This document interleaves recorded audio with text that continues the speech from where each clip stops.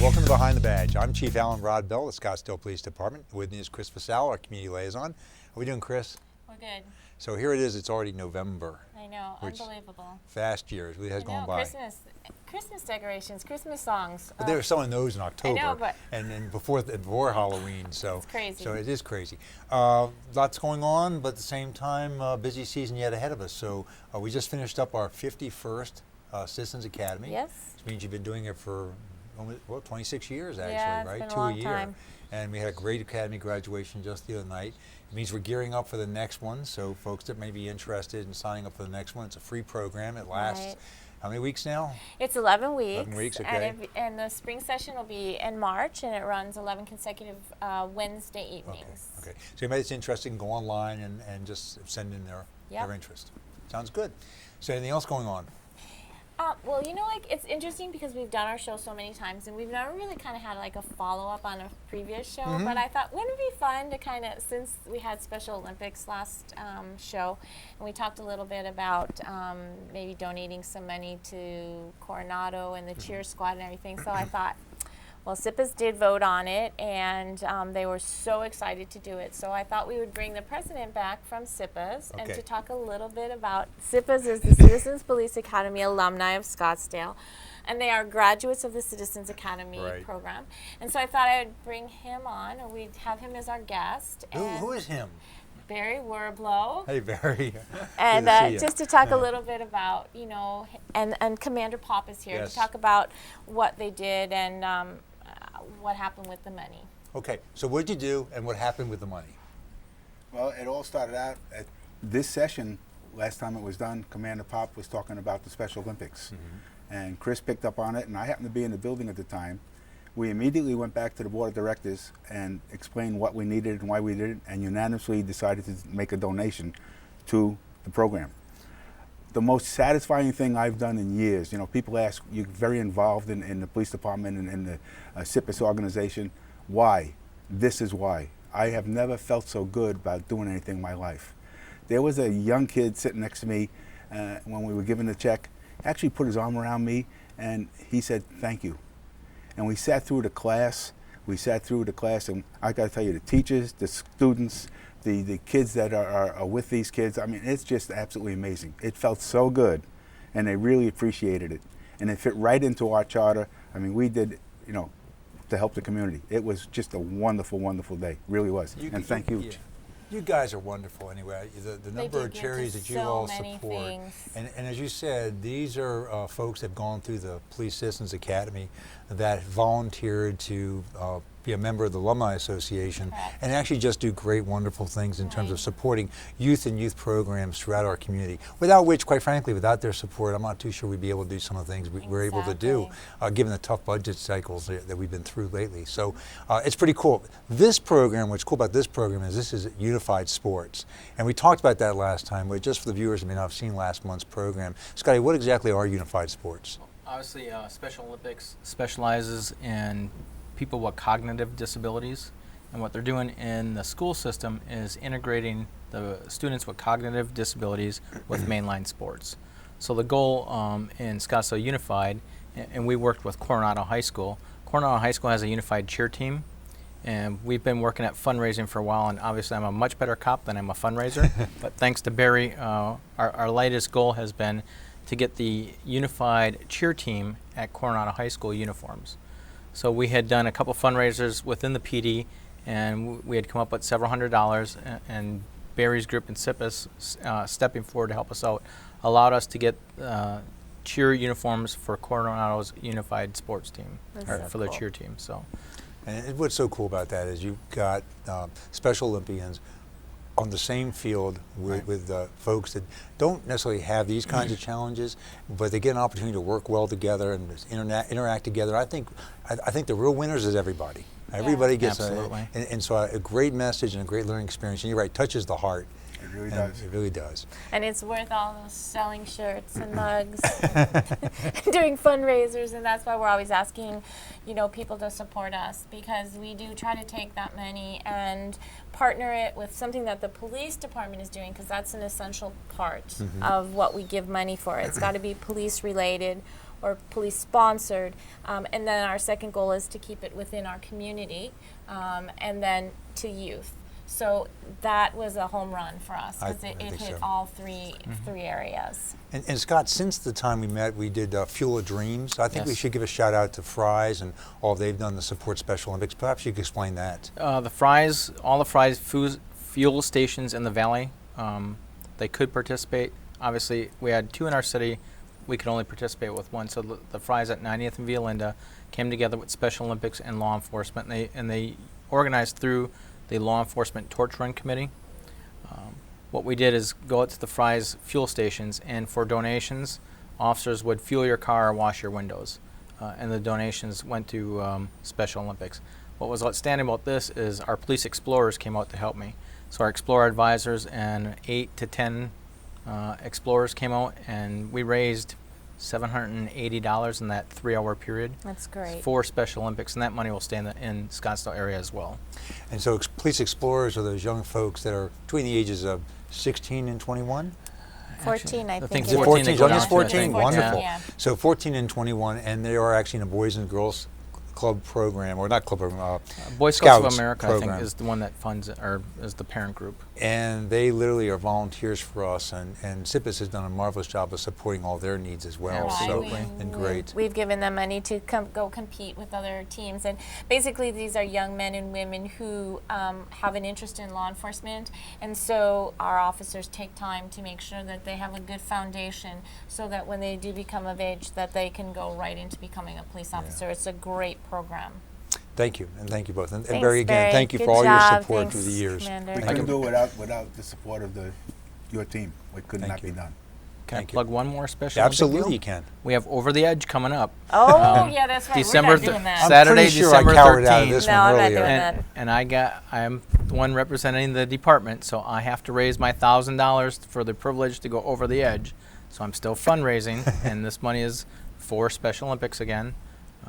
So each participant, we're going to have a team. Right now, it's my son and I are on Team SPD.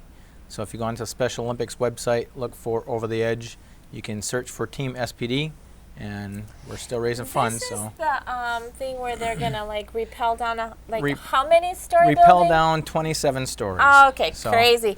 Want to watch it? Give money to. Perfect. Yeah. So hopefully my wife will come out and tape it. We'll have another segment for you. But Yeah, we'll do another follow up.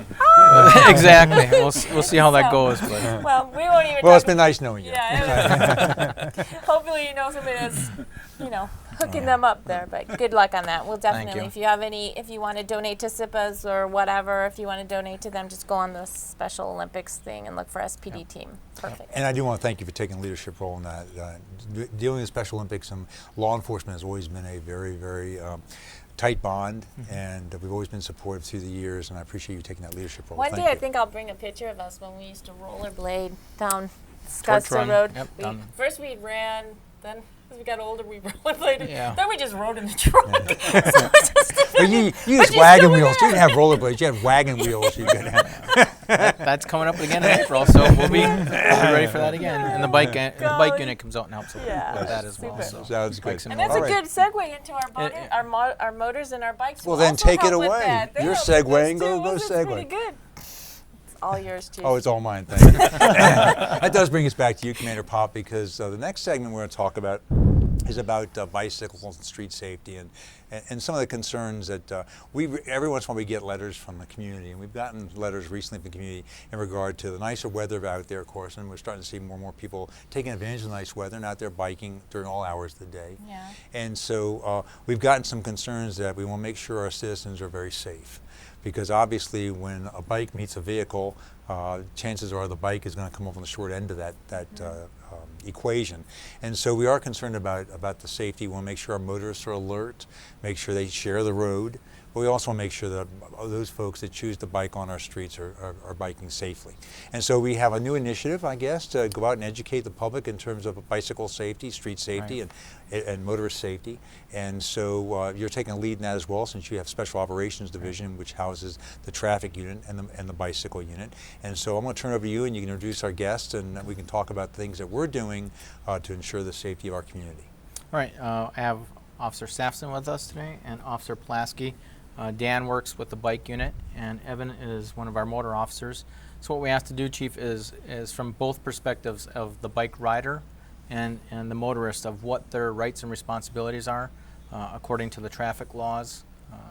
So we've asked them to kind of do some research, put some educational information together that we can hand out now, and that we're planning to hand out to some of the bike clubs, some of the bike shops. Yep, bike clubs and bike shops. The motors and the bike unit will be teaming up together, going to these different clubs that do vehicular riding, I guess, in the city, and we'll be presenting pamphlets with them, as well as making it available to the general public as well. So as a bike-friendly community, we are one of the places to come ride, and we're in a lot of the big loops, up through Scottsdale, through Fountain Hills, and so there are a lot of bike clubs that ride, and I think some of our groups get rather large, and there can be some challenges sometimes between the bicyclists and motorists of what the rights and responsibilities are. So as you asked, Chief, we want to do that kind of educational campaign first, and this was the first step of gathering information together, getting that out to the public, getting it out to the groups, the bike shops and the bike clubs, and then from there we'll take up some educational, probably enforcement type stuff, much like similar to what the motor officers already do with Safe Streets campaigns. Do you have any idea how many bicycle clubs are actually exist in Scottsdale? Is there some registration or? I don't have that information. I know there's at least 2 or 3 large ones that I'm aware of that go through, particularly come through Fountain Hills and into Scottsdale, but I don't know the amount of actual clubs that are in the area. So maybe some of this is also trying to get folks that watch the program that might know of bicycle clubs, that might be interested in having you gentlemen come out and talk about operator safety. Maybe this is a conduit to identifying those groups if you don't find them out through word of mouth or other contacts. So we'll put the information in at the end of the program that basically says, if you're interested in meeting with some folks about the education process, please let us know, and we'll provide your information. Yes. But tell us what you've done in terms of what's out there that we should be most aware of. Is there some simple messages we can give folks while we're doing the program? Absolutely. Chief, basically what the traffic enforcement section has done is teamed up with the bicycle officers in order to find out exactly what are the concentrated problems that are facing Scottsdale and generally the overall state itself. And as part of that, we've gotten together with government, or the GOHS, the Governor's Office of Highway Safety, tap their resources a little bit as to kind of common knowledge things that are out there and what we're lacking. And our goal here is to kind of educate instead of enforce. Now, enforcement is a part of that role that we play, but our goal here is to really get everybody on the same page so that there is no confusion and there is no issue with, well, I'm supposed to do this and I'm not supposed to do this. As part of that, we've developed a card, and we're going to be, as part of our education campaign, is kind of pass out that card that has kind of the do's and don'ts. most common errors that are made both by motorists and by bicyclists, and kind of get a partnership between the two, because ultimately we want to make sure people aren't getting hurt in that process of either enjoying their ride on a bicycle or enjoying their drive home or to their destination. And as part of that, so what we've done is we've gone around and looked at some of the common laws that are here in the state of Arizona, and some of the, I guess, the bigger issues that are related to vehicles and bicycle interaction. So as part of that, we've put pass safely. It's the law, and 3 feet is kind of the mandatory passing distance as per the state revised statute.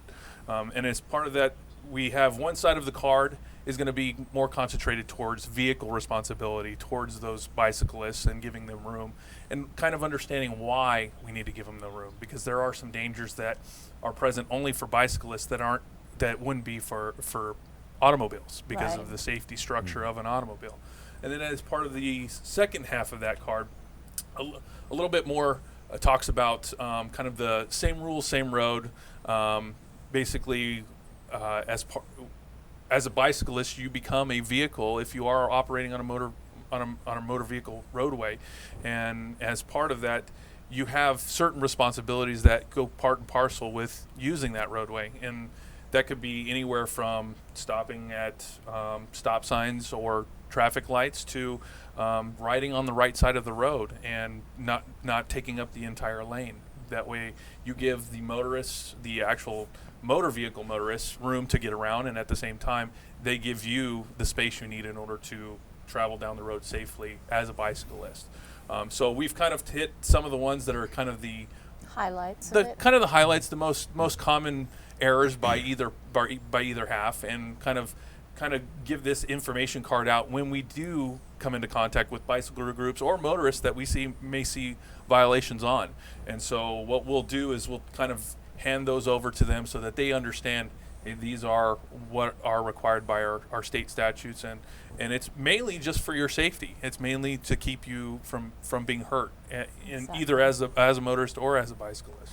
And this, I mean, I don't think most people realize that bicyclists on the roadway have to follow the same rules as a vehicle. Oh, absolutely. And most people think that that's not true. I mean, I remember the first time I had to give a bicyclist a ticket, and the poor thing was in the hospital, and the glasses were all mangled, and I was like, you have to sign right here. But it was the worst thing to do, but you had to do it because a lot of people don't understand that if you're on a bicycle and you're riding in a roadway, you must obey the same traffic rules as a motor vehicle. I think it comes down to, as well, is not only do bicyclists have to realize they're a vehicle, but motorists also have to realize that they're considered a vehicle. Absolutely. I think a lot in the 1970s there was a man named John Forster. He's still alive, but he coined a phrase, vehicular cycling. And there's a well-known quote there that he stated in a book, I believe it's by the same title actually, that says that bicyclists fare best when they act and are treated as drivers of vehicles. Mm-hmm. And when I think as bicyclists, a recreational bicyclist, sometimes we have the luxury of, we can do what pedestrians can do sometimes, and then also we can do what cars can do. Mm-hmm. But when we're on the roadway, we have to act and behave, and vehicles have to treat us like we're a vehicle on the roadway. If they come up to bikes, they can't just pass them off as being bicyclists. They have to treat them like they're a car. They have to pass them as if they would pass another car. Wait until it's safe to pass. You know, they don't need to just blow through them. They need to make sure that they are doing so in a safe manner that ensures the safety of their vehicle and themselves, as well as the bicyclists and their right to share the road with us as drivers of cars and trucks. Perfect. And I think that that's what this pamphlet does. Yeah. So are there rules governing paths and sidewalks when it comes to bicycles? There are. The Scottsdale Revised Statute has some laws regarding speed, mainly on the green belt area, okay, as well as as where you can and cannot ride. But those skate parks, essentially, that's one place where bicyclists are generally prohibited. Okay. It's just for skateboards and scooters and things like that. Okay. So in terms of your outreach so far, because I know we just started talking about this issue because it's very timely that some of the concerns have been coming up from the community members. We have not yet started the outreach and the education. This is sort of almost a kickoff to that event. I know you do it all the time. We're kind of in the infancy of that. Okay. I mean, it's been an ongoing thing that we do kind of on a person-to-person basis. As to reaching out to the larger groups, it's kind of in the infancy stages. So we are developing more and more information that I think will take us further and take the groups in the knowledge base a little bit further. But as of right now, we're kind of establishing which groups are the ones that we need to concentrate on, and as part of those groups, kind of touching base with all of the community members so that they all are aware. So it's not just bicycle groups that we're going to be talking with. We're also going to be talking with motorists, as, say, for instance, my particular unit, we concentrate on the traffic enforcement side.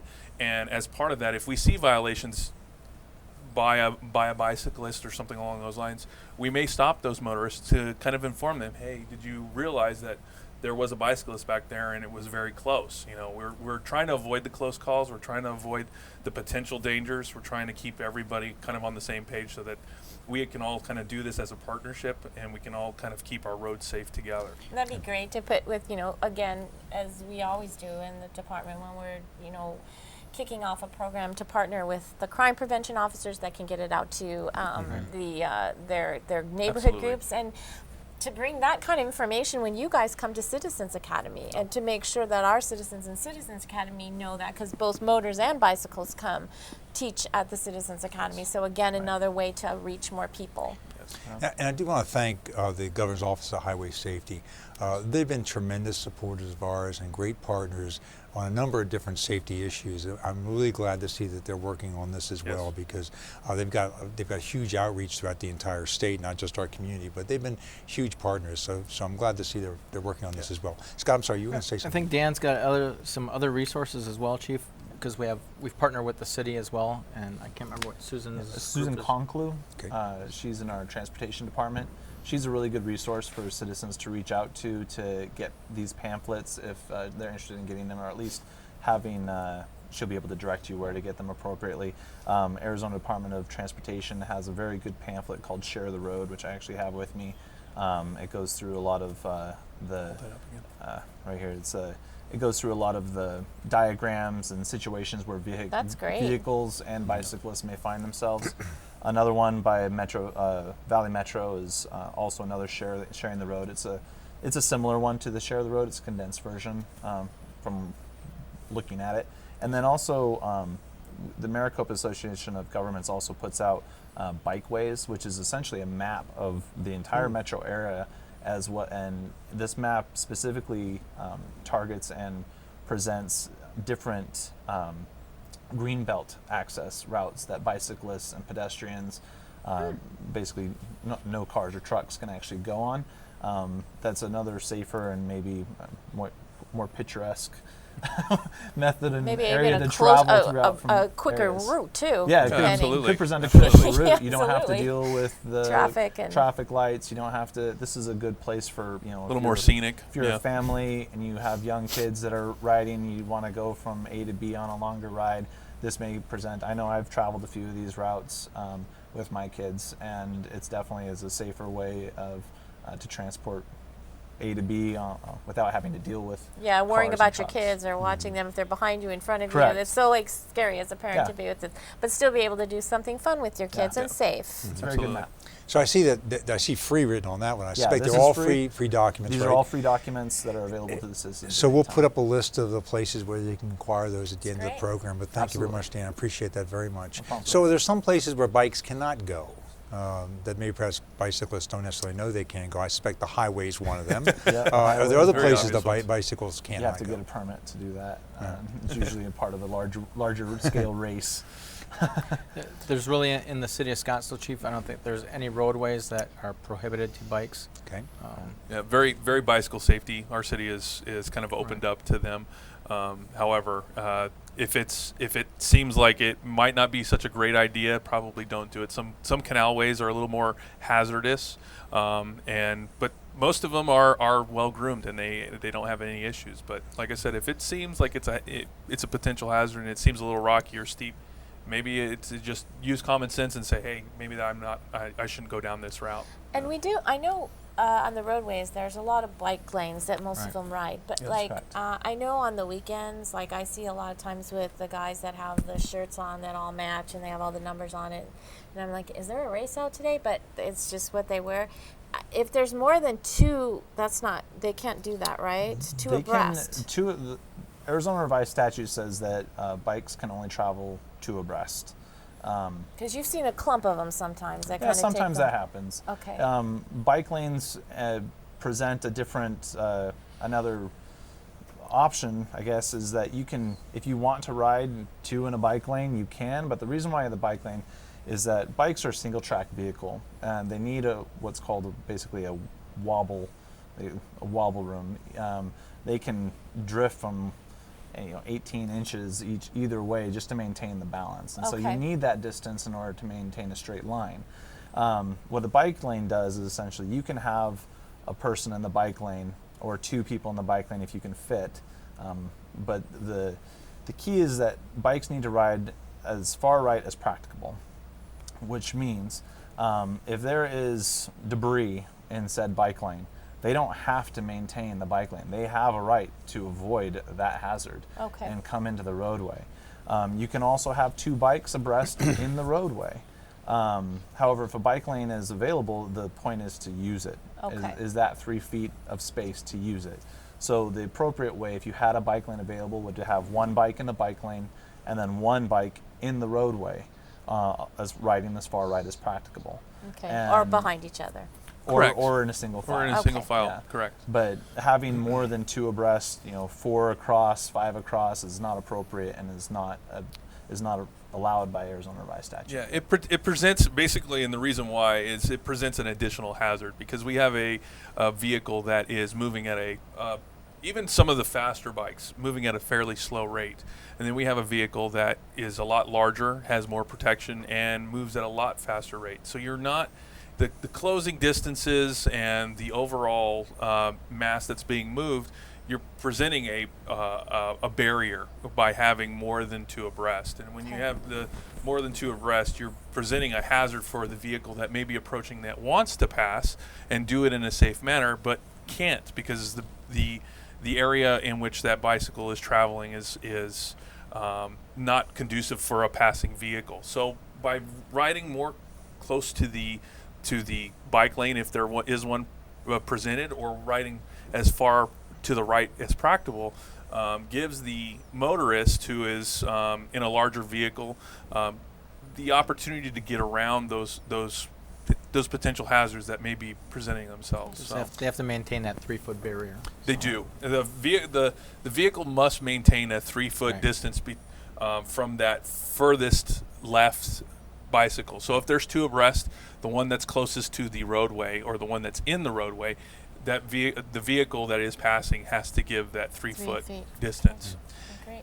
Guys, thanks so much for taking a leadership role in this. Quick. Part of this is about educating the public so folks can, again, bicycle safety safely throughout our community. And motorists will also make sure they're not involved in what would be just a horrific experience in having an accident with a bicyclist. So appreciate you guys helping us keep the community safe. Thank you. Being a runner, I don't know if there's any special rules about runners, but my wobble room is way beyond 18 inches, so that's why I can't afford a bike. That's why I'm running. But the bottom line here is that I appreciate the fact that bicyclists and motorists and runners are all trying to share the same roadway. So please share the roadway. Everybody can have a good time, enjoying our weather. That's it. Yeah. Thanks again, everybody. Show. Appreciate it very much. Being here. And hey, everybody, have a great holiday, and I guess we'll see you in 2015. We got to learn how to write 2015 I think we have one more again. program, maybe. I don't know. No, this is it. This is December. Oh my goodness. Okay, this is December's program. This is November. Okay, have a great holiday season, Nice and wish holiday. everybody well, a good time, and we'll see you next year. Thanks.